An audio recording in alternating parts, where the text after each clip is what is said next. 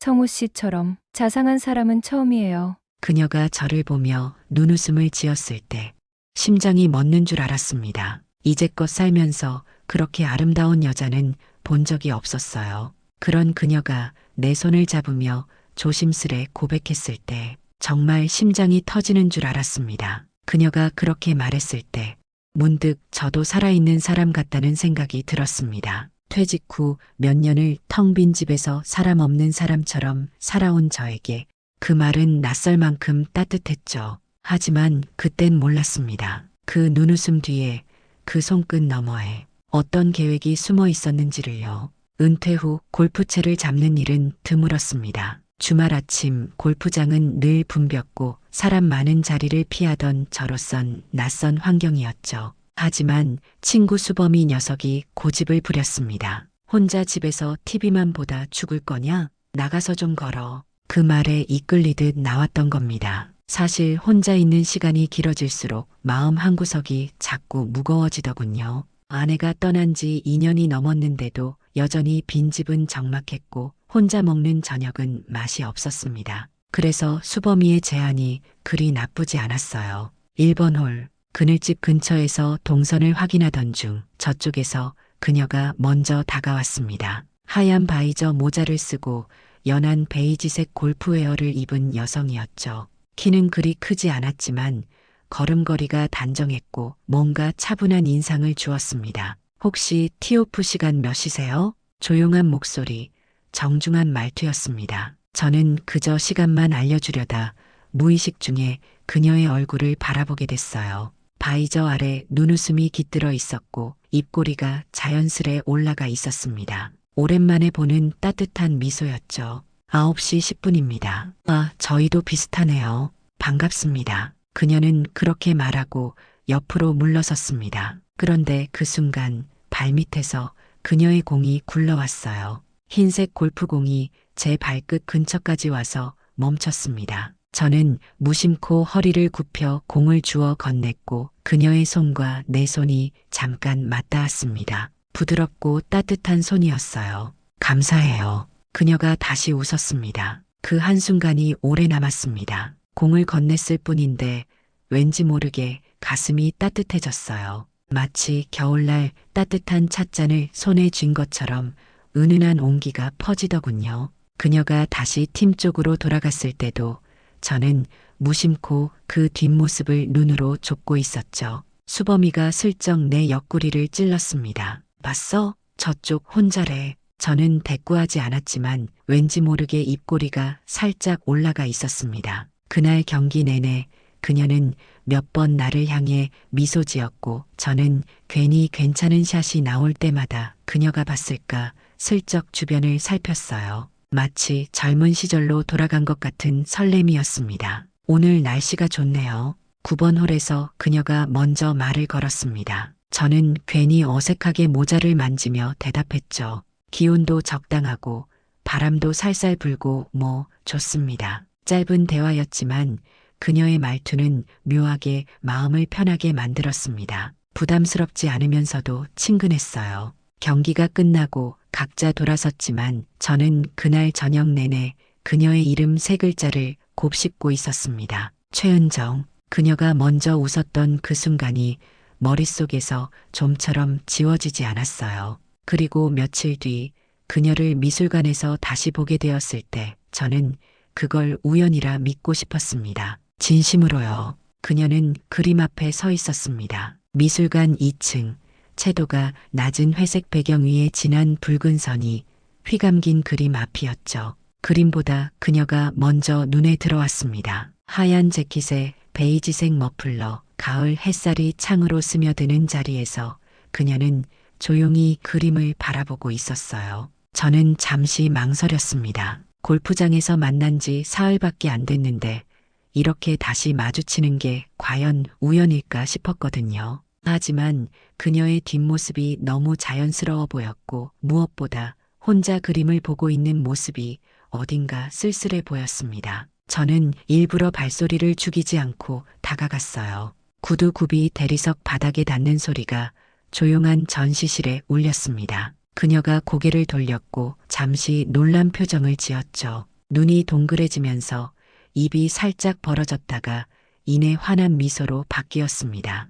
여기서 뵙네요. 그러게요. 정말 우연이네요. 그녀는 웃었습니다. 그 미소에 며칠 전 골프장에서 마주쳤던 설렘이 다시 되살아났어요. 가슴 어딘가가 따뜻해지면서 괜히 손끝이 간질거렸습니다. 이런 기분이 얼마나 오랜만인지 몰랐죠. 이 화가 색이 참 조용하죠. 저는 그래서 좋아해요. 그녀가 먼저 말을 꺼냈습니다. 그림을 가리키며 자연스럽게 이야기를 이어갔어요. 저는 고개를 끄덕이며 옆에 섰습니다. 그녀에게서 은은한 향수 냄새가 났어요. 장미꽃 향 같으면서도 달콤한 무언가가 섞인 향이었습니다. 혼자 보기엔 아깝네요. 같이 보니까 더 좋습니다. 그녀는 고개를 살짝 숙이며 미소 지었습니다. 머리카락이 어깨 위로 흘러내리면서 목선이 드러났어요. 그 작은 반응 하나에 내 마음이 묘하게 기울고 있다는 걸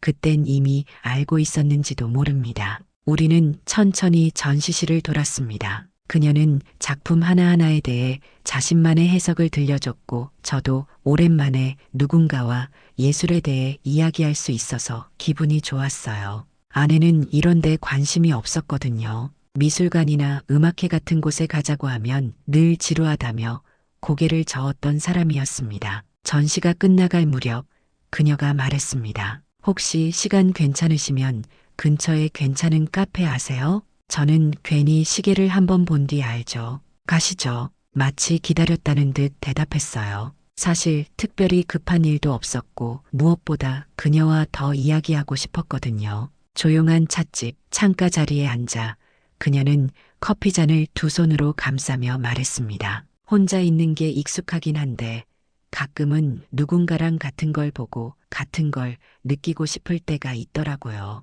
그녀의 말에 고개를 끄덕이며 나도 대답했죠. 저도 그래요. 요즘은 누가 말 한마디만 건네줘도 오래 기억에 남더라고요. 그녀는 자신을 의류 매장을 오래 했던 사람이라 소개했고 저는 공무원 하다 퇴직하고 쉬는 중이라 말했습니다. 서로의 이력보다 지금 이 순간 대화가 더 중요하다는 듯 우리는 말수를 줄이고 차분한 침묵을 나누었어요. 창밖으로 보이는 가로수 잎이 노랗게 물들어가고 있었고 따뜻한 오후 햇살이 테이블 위에 비스듬히 내려앉았습니다. 그날 이후 그녀의 얼굴과 말투, 웃음이 자꾸 머릿속을 떠나지 않았습니다. 그게 설렘인지 그리움인지 그땐 잘 몰랐어요. 다만 분명한 건 그녀와 다시 마주치기를 바라고 있는 나 자신을 부정할 수 없었다는 겁니다. 그 후로 우린 일주일에 두세 번쯤 만났습니다. 대단한 일이 있었던 것도 아닌데 하루가 다르게 친해졌어요. 전시회를 함께 보고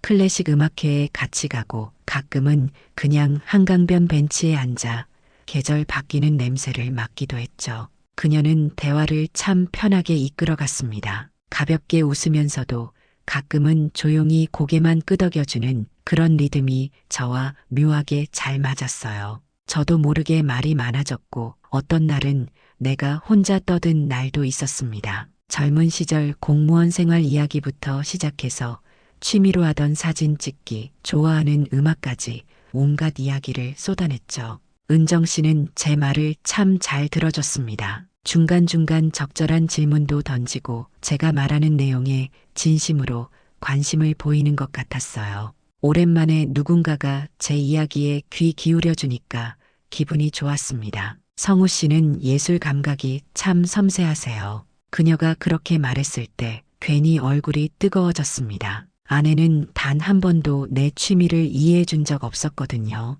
전처는 그런데 관심이 없었어요. 그림을 보여줘도 뭐가 뭔지 모르겠다 한마디였고 음악회에 데려가면 왜 이렇게 졸립냐고 했던 사람이었습니다. 그래서 저는 점점 제 감정을 말하지 않게 됐고 혼자 보고 혼자 느끼는데 익숙해졌었죠.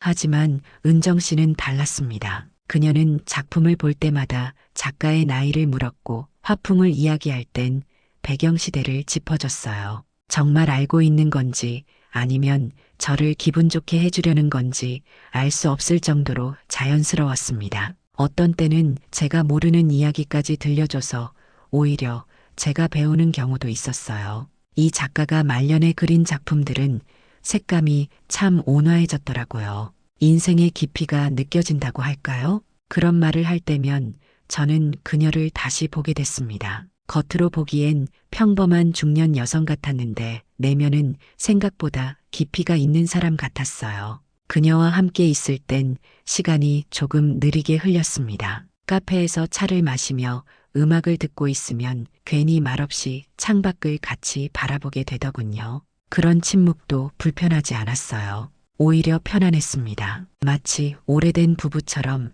서로의 호흡을 알고 있는 것 같았죠. 어느 날 저녁 한강공원을 걸으며 그녀가 말했습니다. 요즘은 성우 씨 덕분에 하루하루가 기다려져요. 그 말을 들었을 때 저는 잠깐 눈을 피했습니다. 그 말이 너무 따뜻해서 내 마음 깊숙한 곳이 간질거렸거든요. 오랫동안 누군가에게 필요한 사람이라는 느낌을 받지 못했는데 그녀는 그런 감정을 되살려줬어요. 저도 마찬가지예요.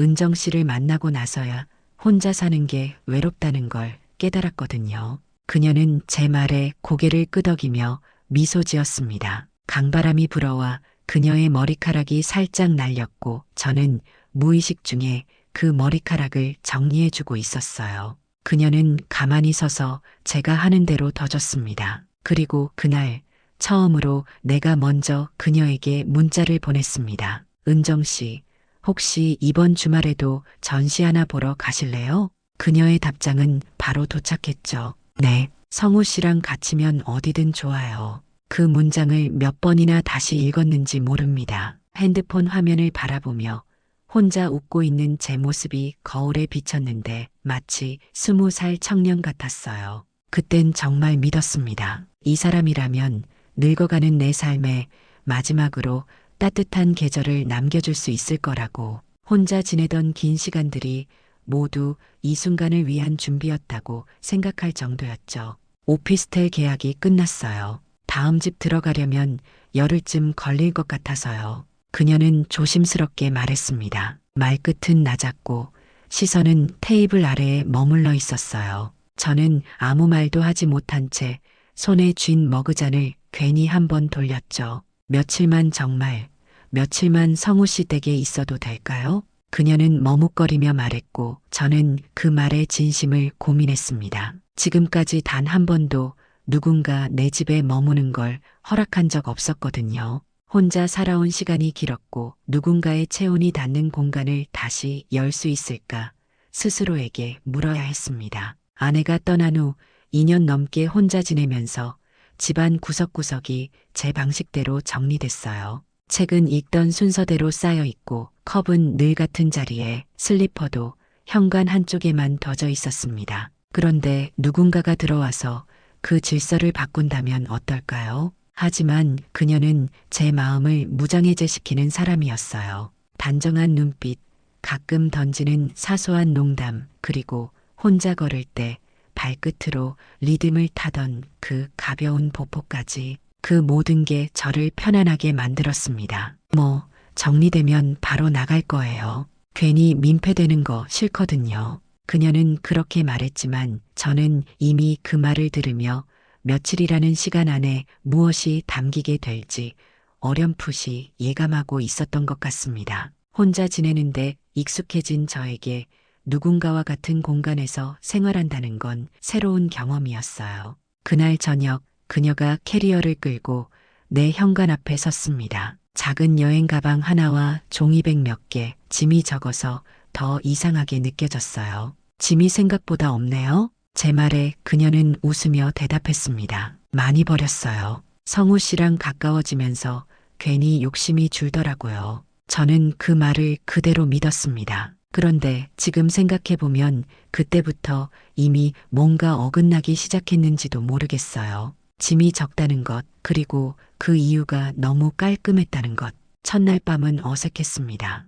그녀는 거실 소파에서 자겠다고 했지만 저는 차마 그럴 순 없어서 안방을 내어줬어요. 저는 작은 방으로 옮겼습니다. 오랜만에 다른 사람의 존재를 집안에서 느끼니까 묘했어요. 화장실에서 물 내리는 소리, 부엌에서 물 끓이는 소리, 그런 작은 생활음들이 새롭게 들렸습니다. 며칠 후 그녀는 주방 정리를 하고 제 셔츠를 개어두었고 현관 옆에 슬리퍼 두 짝을 나란히 놓았습니다. 낯설지 않은 풍경이 서서히 집안에 자리 잡고 있었어요. 아침에 일어나면 커피 끓이는 냄새가 났고 저녁엔 그녀가 해준 밥상을 받을 수 있었습니다. 어떻게 이렇게 살림을 잘하세요? 제가 감탄하며 말하자 그녀는 수줍게 웃었어요. 혼자 살다 보니까 자연스럽게 익혔죠. 그런 대화들이 자연스러웠고 점점 그녀가 있는 집이 편해졌습니다. 혼자 먹던 저녁이 둘이 먹으니까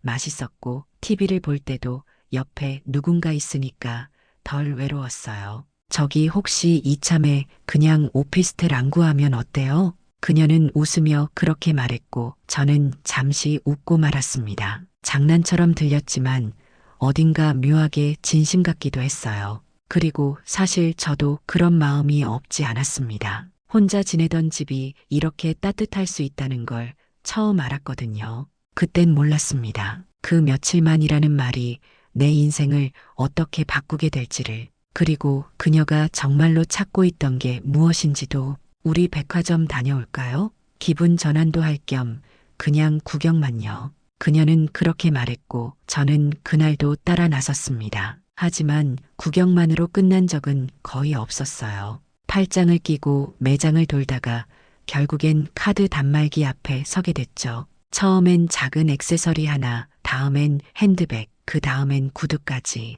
점점 가격대가 올라갔습니다. 그녀는 매번 같은 방식으로 설득했어요. 물건을 들고 제 앞에 대보면서 딱 성우 씨 옆에 설 때 어울리는 느낌이라거나 이건 정말 클래식이라 유행 안 탈 거예요 라고 말했죠. 그때마다 오늘까지만이라는 생각으로 계산을 했지만 그 오늘이 벌써 5번은 넘었습니다. 처음엔 10만 원, 20만 원 정도였는데 점점 액수가 커졌어요. 50만 원, 100만 원이 넘는 물건들도 자연스럽게 고르더군요. 백화점에서 그녀를 바라보고 있으면 묘한 기분이 들었습니다. 명품 매장을 돌 때 그녀의 걸음걸이나 시선 처리가 너무나 자연스러웠거든요. 마치 원래부터 그런 생활을 해온 사람처럼 보였어요. 가격표를 보지도 않고 물건을 고르고 점원과 대화할 때도 능숙했습니다. 집에서는 또 다른 변화가 시작됐습니다.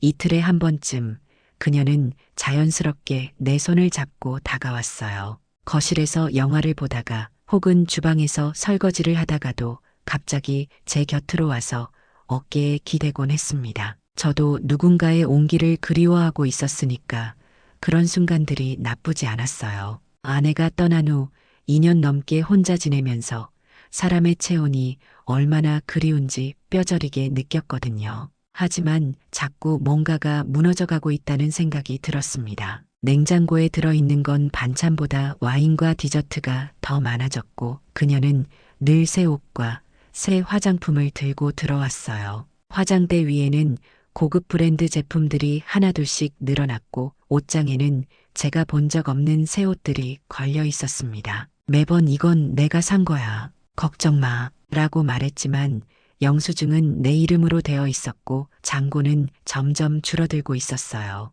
문득 아내가 생각났습니다. 그 여자는 늘 검소했어요. 명절에도 백화점 대신 전통시장을 고집했고 생일 선물은 내 넥타이를 손바느질로 꿰매던 사람이었죠. 외식을 할 때도 비싼 곳보다는 동네 맛집을 더 좋아했고 옷도 몇 년씩 입곤 했습니다. 그때는 답답하다고 느꼈던 아내의 생활 방식이 이제 와서는 그리워졌어요. 한밤중 거실에 앉아 혼자 조용히 손등을 만지작거리며 저는 스스로에게 물었습니다. 이게 정말 사랑일까?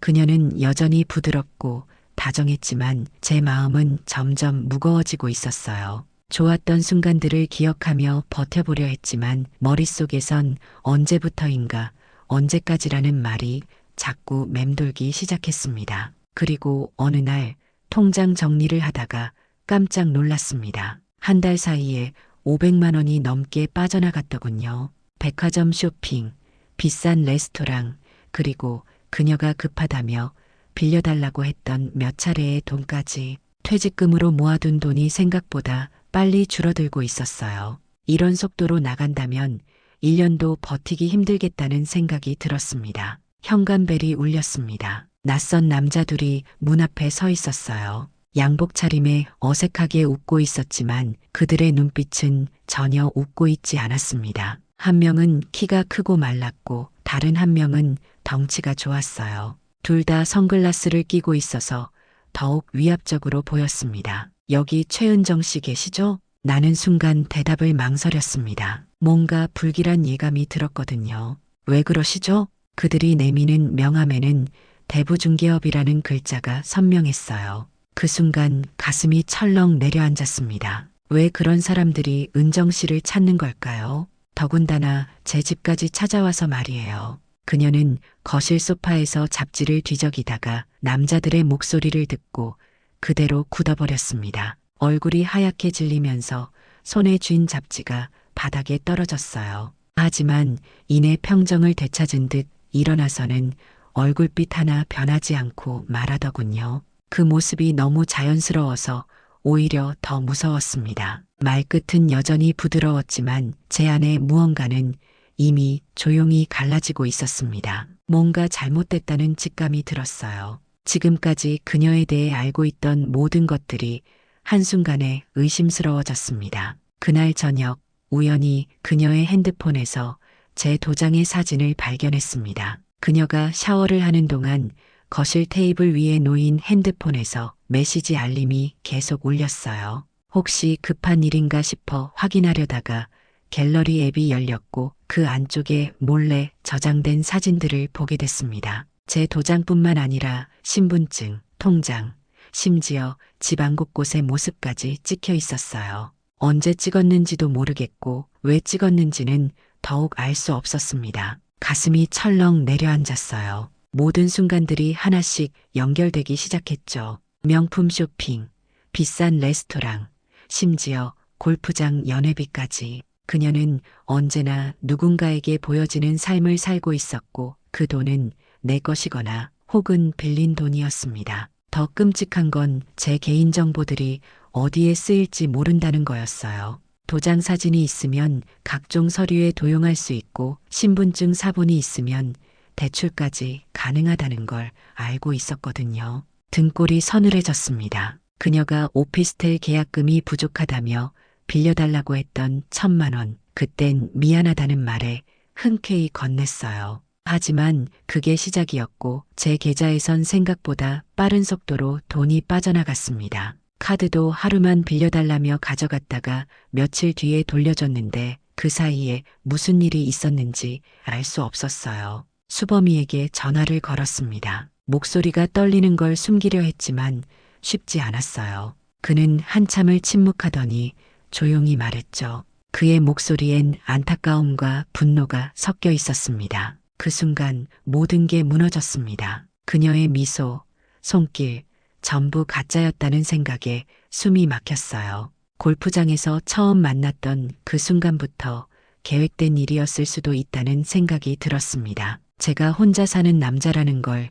미리 알고 접근했을 수도 있었어요. 그녀는 아무 일 없다는 듯 주방에서 커피를 내리고 있었고 저는 거실 소파에 앉아 그 모습이 점점 낯설어지는 걸 느꼈습니다. 정성스럽게 원두를 갈고 물 온도를 맞추는 그 모든 행동들이 이제는 연극 같아 보였어요. 그녀는 천천히 정확하게 저를 무너뜨리고 있었습니다. 그날 밤 은정 씨는 아무렇지 않게 내 옆에 앉아 TV 리모컨을 들고 채널을 돌렸습니다. 입가엔 익숙한 미소가 있었고 저는 그녀를 바라보며 그 미소가 얼마나 정교한 가면이었는지 그제야 알 수 있었어요. 평소와 똑같이 뉴스를 보고 날씨 이야기를 하고 내일 뭘 해먹을지 물어보는 그녀의 모습이 이제는 소름 끼치게 느껴졌습니다. 저는 물었습니다. 목소리가 떨리지 않으려고 애썼지만 쉽지 않았어요.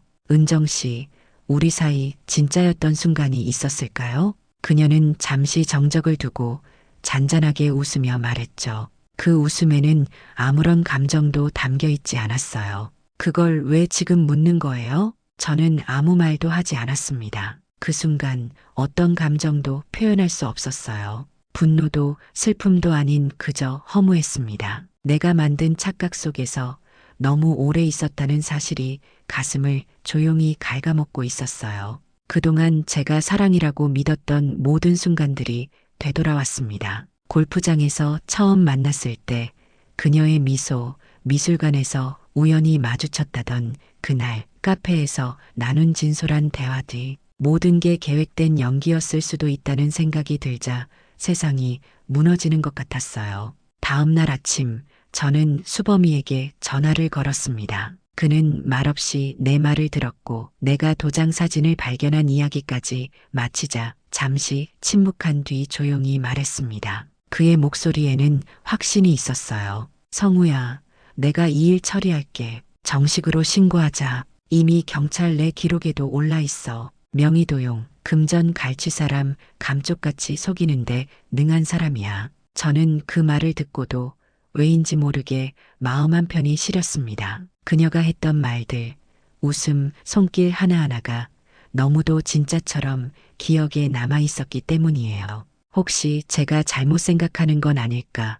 혹시 정말 급한 일이 있어서 그런 건 아닐까 하는 마음도 있었습니다. 하지만 현실은 냉혹했어요. 며칠 후 경찰이 출동했고 집안에서 그녀와 마주했습니다. 그녀는 놀라지도 않았어요. 마치 이런 일이 처음이 아니라는 듯 담담했습니다. 아무런 저항 없이 가방을 챙겼고 내게 시선을 돌리지 않은 채 그냥 나갔어요. 현관문이 닫히는 소리를 들으며 저는 소파에 주저앉았습니다. 아무것도 깨진 것은 없었지만 모든 것이 무너졌어요. 집안은 그대로인데 왜 이렇게 텅 빈 느낌일까요? 그녀가 써던 컵, 개어놓은 빨래, 현관에 나란히 놓였던 슬리퍼까지 모든 게 거짓이었다는 걸 알면서도 그 흔적들이 아직 남아있어서 더 슬펐습니다. 저는 그녀를 미워하기 전에 제 자신을 먼저 미워해야 했습니다. 외로움에 지쳐서 너무 쉽게 마음을 열었고 외모에 끌렸으며 다정한 말에 기대었고 내가 듣고 싶은 말만 듣고 보고 싶은 표정만 봤던 거죠. 진짜 그녀가 어떤 사람인지 알아보려는 노력도 하지 않았어요. 그날 밤 저는 핸드폰 안에 있던 아내의 사진을 바라봤습니다. 그녀는 변함없이 웃고 있었어요. 수수한 옷차림에 화장기 없는 얼굴이었지만 그 미소에는 진심이 담겨 있었습니다. 그 소중함을 그렇게 오래 곁에 있었는데 나는 왜 이제야 알았을까요? 미안해, 정말 미안하다. 저는 그렇게 혼잣말을 반복하며 한참을 울었습니다. 은정 씨에 대한 배신감보다도 진짜 사랑이 무엇인지 몰랐던 제 자신에 대한 후회가 더 컸어요. 그녀가 떠난 뒤 집은 다시 조용해졌습니다. 이불은 반드시 개켜져 있었고 식탁엔 커피잔 하나만 놓여 있었어요. 라디오에선 느릿한 클래식이 흘러나왔고 저는 그것을 들으며 멍하니 창밖을 바라봤습니다. 거실 한쪽에 놓여있던 그녀의 향수병 하나가 아직 남아 있었는데 그걸 보면서도 별다른 감정이 들지 않았어요. 계절은 어느새 겨울 초입이었습니다. 옅게 낙엽이 쌓인 마당, 텅 빈 걸레바지 아래서 찬바람이 스며들었고 그 바람이 마음속 어딘가를 쓰다듬는 것 같았어요. 혼자 있는 시간이 다시 길어졌지만 예전처럼 답답하지는 않았습니다. 오히려 고요함이 편안하게 느껴졌어요. 사람들은 말했습니다. 수범이는 그래도 다행이다. 더 당하기 전에 끊어서라고 했고 동네 아는 사람들은 그 나이에 그런 일 겪는 거 흔치 않은 경험이야 라고 위로해줬어요. 저는 그 말에 고개를 끄덕이면서도 속으로는 대답하고 있었죠. 아니야, 나는 이미 다 줬어. 정작 잃은 건 돈이 아니라 다시 한번 사람을 믿어도 되겠다고 살짝 열었던 마음이었습니다. 하지만 또 한편으로는 그 시간 속에서 내가 누구였는지를 돌아볼 수 있었어요. 전처가 떠났을 때 저는 그녀의 빈자리를 허전하다고 느꼈지 그녀의 외로움이 얼마나 컸는지는 생각하지 못했죠. 아내는 늘 제 곁에서 조용히 살림을 돌보고 제 기분을 살펴줬는데 저는 그런 마음을 당연하게 여겼습니다. 아내가 나를 떠났던 날을 다시 생각해 봤어요. 저는 그냥 조용히 소파에 앉아 있었고 문이 닫히는 소리를 들으면서도 무슨 말 한마디 하지 않았습니다. 그녀가 왜 떠나는지 묻지도 않았고 붙잡지도 않았어요. 그저 체념한 듯 받아들였죠. 저는 누군가에게 따뜻한 사람이 아니었고 지금의 은정 씨에게도 사실 그녀가 아니라 내 공허함을 기대고 있었던 건지도 모릅니다. 요즘은 자주 산책을 합니다. 혼자서 걷는 골목길이 더 이상 무섭지 않아요. 혼자가 익숙해졌다는 게 아니라 이제는 혼자와 비어있음을 다른 감정으로 분리할 수 있게 된 겁니다.